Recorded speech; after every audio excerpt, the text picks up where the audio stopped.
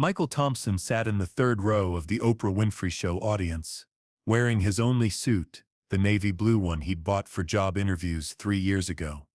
Before the factory closed, before the unemployment ran out, before his world collapsed into a series of overdue notices and sleepless nights spent calculating how to make $23 last, until he didn't know when. The suit hung loose on his frame now. Stress and skipped meals had carved away at his once solid build, leaving behind a man who looked older than his 45 years. But he had pressed the suit carefully the night before, using an iron he'd borrowed from his neighbor Mrs. Garcia. Because if he was going to ask for help on national television, he was going to do it with whatever dignity he had left. In the letter he'd written to Oprah 6 weeks ago, Michael had tried to explain what it felt like to watch your life unravel one thread at a time.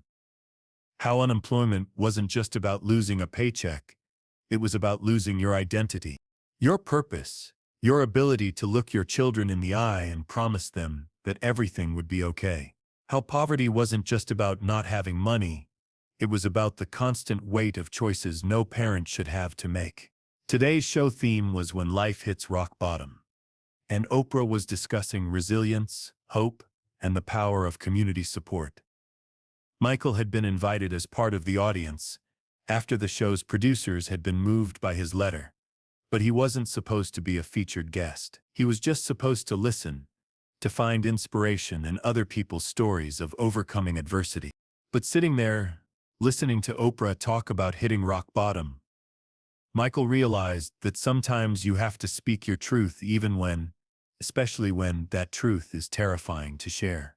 The moment that changed everything came when Oprah asked the audience a simple question. Has anyone here ever felt like they were completely out of options?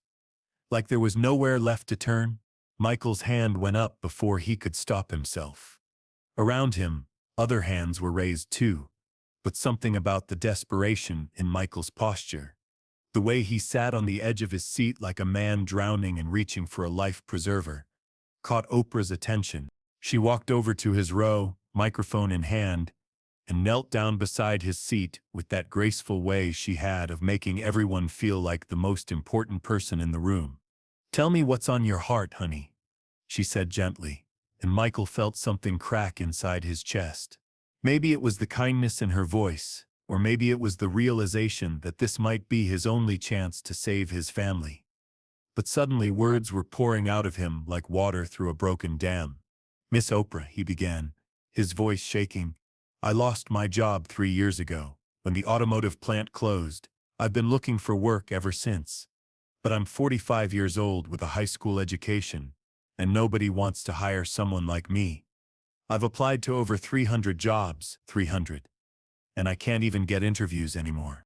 The studio was quiet, sensing that this wasn't just another hard luck story. This was a man on the edge of something that couldn't be undone. "I have 2 children," Michael continued, and now his voice was breaking completely. "Emma is 8, and David is 6, and 3 days ago, I got an eviction notice. We have 2 weeks to come up with $1,200 in back rent, or we're going to be living in my car." The audience gasped audibly. This wasn't theoretical poverty or distant hardship. This was a father sitting 20 feet away from them, wearing his best suit to ask for help feeding his children. "Tell me about your children," Oprah said softly, understanding that sometimes the most important part of someone's story isn't their struggle but what they're struggling for. Michael's face transformed when he talked about Emma and David. Despite everything, despite the fear and exhaustion and crushing weight of responsibility, his love for his children was so pure, it seemed to light him up from inside. "Emma wants to be a teacher," he said, smiling through tears. "She's so smart, Miss Oprah. She reads at a 6th grade level even though she's only in 3rd grade. And David, he's got this imagination. He builds these incredible things out of cardboard boxes and tells stories that make me laugh even when I feel like crying." "Where are they now?" Oprah asked. "They're at school," Michael replied. "They don't know about the eviction notice yet. I keep hoping I'll figure something out before I have to tell them we might lose our home." That's when Oprah made a decision that would define the rest of the hour. She stood up and addressed the entire studio audience. "Ladies and gentlemen," she said, her voice carrying the weight of someone who understood that some moments are bigger than television, bigger than entertainment, bigger than anything except the human capacity to care for each other. "We have a father here who needs our help, not our pity, not our sympathy, but our help." She turned back to Michael. "Tell us exactly what you need. Not what you hope for, not what would be nice to have, but what you need to keep your family together." Michael looked up at her, overwhelmed by the directness of the question. He'd spent so long trying to solve his problems alone that he'd almost forgotten how to ask for help. "I need a job," he said simply. "Any job. I'll do anything. Clean offices, work construction, stock shelves, wash dishes. I just need someone to give me a chance to work.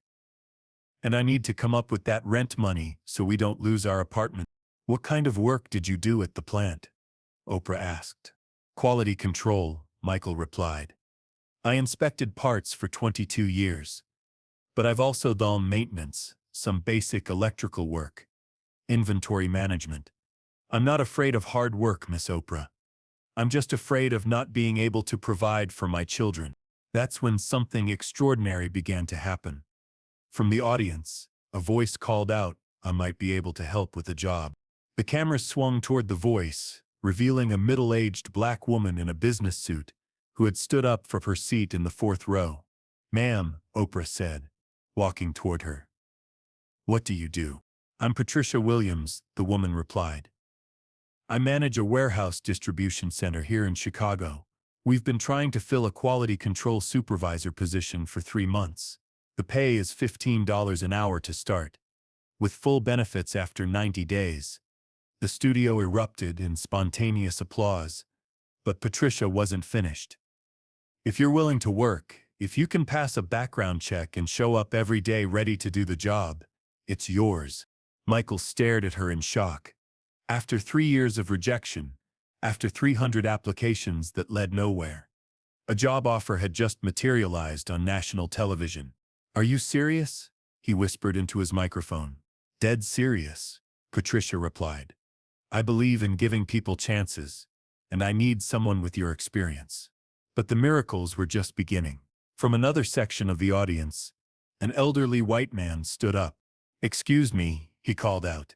"I'm Robert Chen, and I own 4 restaurant franchises in the Chicago area. If this job doesn't work out for any reason, I'd like to offer Mr. Thompson a management position at one of my locations. We need people with integrity and work ethic." Then a young Latina woman stood up. "I'm Maria Santos, and I work for a nonprofit that helps families in crisis. We have emergency funds available to help with rent.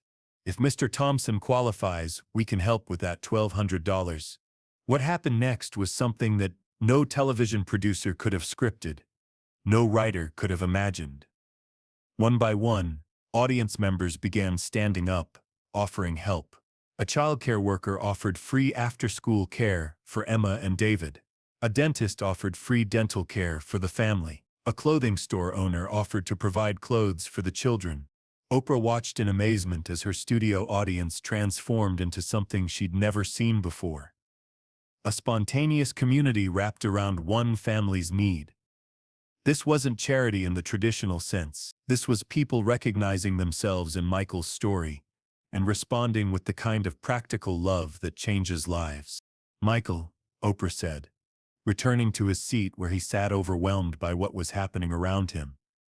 "How are you feeling right now?" "I don't understand," he said, tears streaming down his face. "I came here thinking I was completely alone, and now, I don't know how to thank all these people." "You don't have to thank us," Patricia Williams called out from her seat. "You just have to show up. You just have to be willing to work and rebuild." "But why?"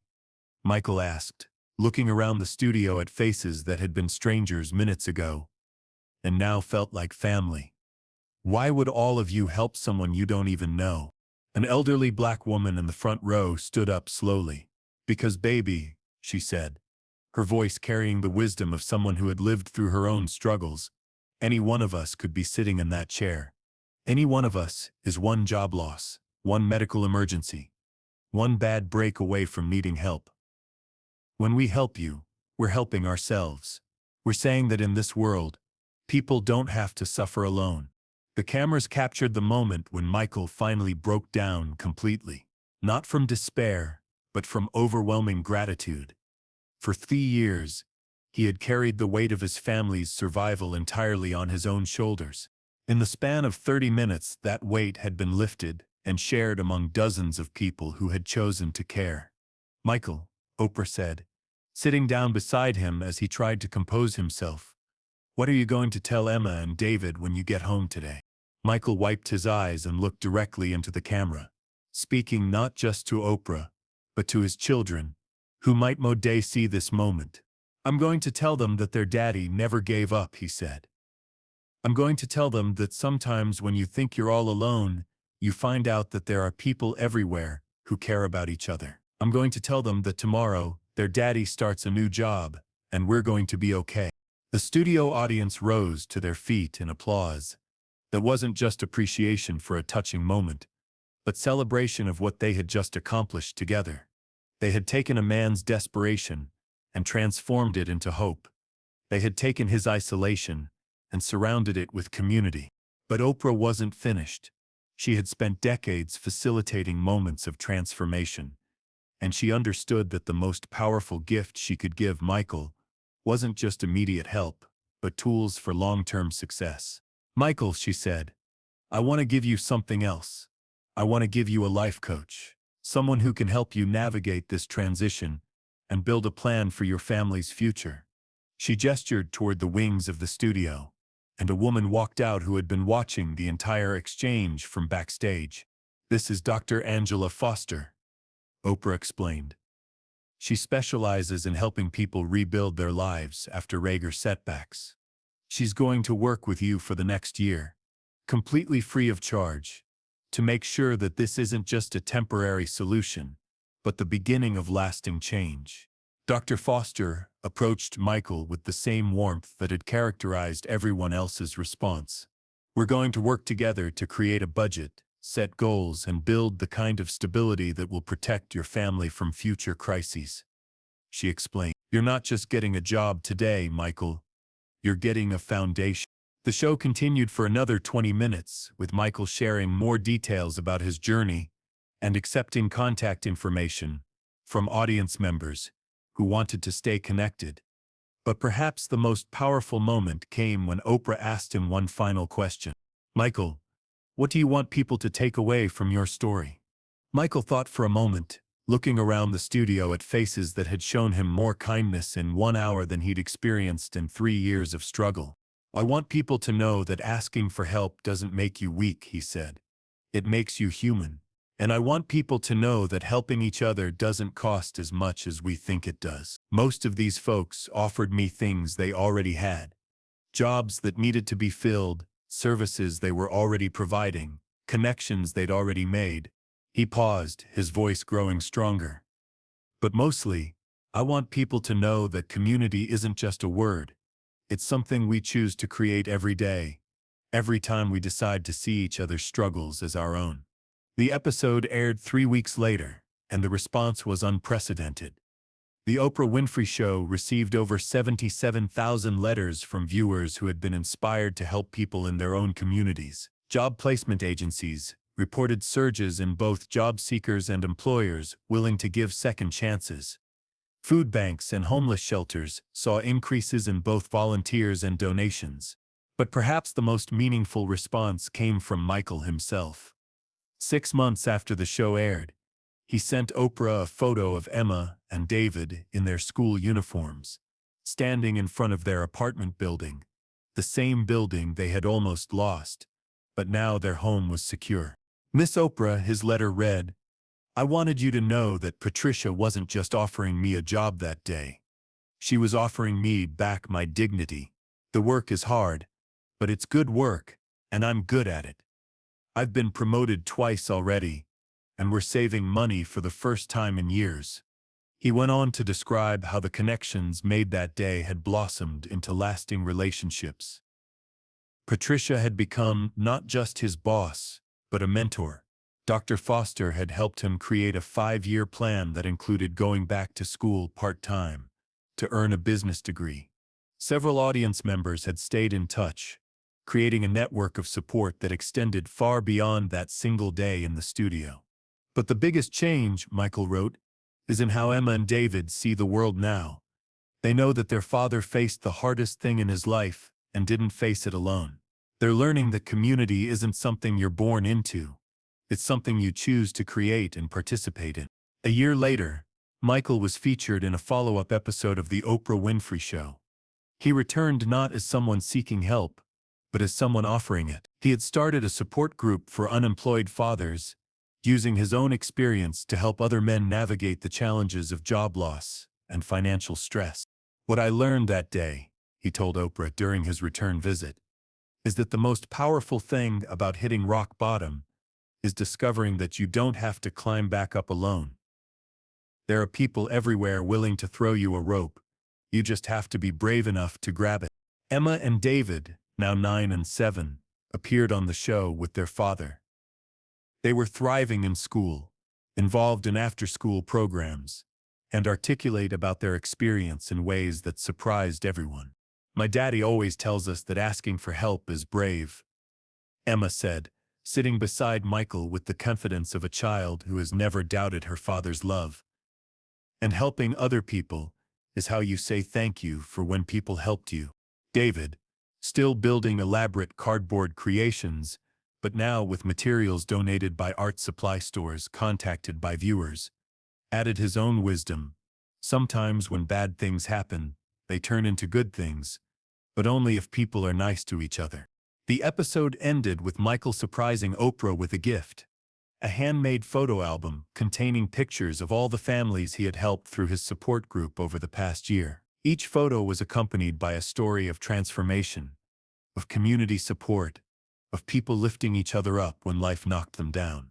"You taught me that day that miracles aren't magic," Michael told Oprah as she flipped through the album. "They're just what happens when people decide to care about each other more than they care about their own comfort. You showed me that community isn't about where you live, it's about how you choose to love." 5 years later, Michael Thompson owns his own small business, a quality control consulting firm that helps manufacturers improve their processes. He employs 6 people, including 2 fathers he met through his support group. He's completed his business degree, bought a house, and established a scholarship fund for children of unemployed parents. Emma is now 13 and wants to be a social worker. David is 11 and has started a nonprofit that collects cardboard from local businesses and turns it into toys for children in homeless shelters. Both children volunteer regularly at food banks and community centers, understanding from their own experience that everyone needs help sometimes, and everyone has something to offer. But perhaps the most lasting impact of that day on the Oprah Winfrey Show is what it proved about the power of authentic community. In a world that often feels divided and disconnected, Michael's story demonstrated that underneath our differences, most people share the same fundamental desires: to provide for their families, to contribute meaningfully to their communities, and to know that they matter to someone. The warehouse where Michael now works as a senior supervisor has become known throughout Chicago as a place that gives people second chances. Patricia Williams, inspired by Michael's transformation, has hired 17 people who were previously long-term unemployed, creating a model that other businesses have begun to replicate. "What we learned," Patricia said in a recent interview, "is that when you invest in people who are hungry for opportunity, you don't just get employees, you get advocates, ambassadors, and living proof that everyone deserves a chance to rebuild." The spontaneous community that formed around Michael in that studio continues to exist 5 years later. Several audience members from that day have become close friends with the Thompson family. They celebrate holidays together, share life's milestones, and continue to support each other through challenges and triumphs. Because what happened on the Oprah Winfrey Show that day wasn't really about one family's crisis or one moment of television magic. It was about proof that when we choose to see each other's struggles as our own, when we respond to desperation with practical love, When we transform our capacity to care into concrete action, miracles stop being rare and start being daily occurrences. Sometimes the most powerful stories aren't about extraordinary people doing impossible things. Sometimes they're about ordinary people doing what comes naturally, when they remember that we're all in this together, offering what we have, asking for what we need, and discovering that the distance between despair and hope is often just the space between one person's need and another person's willingness to help fill it.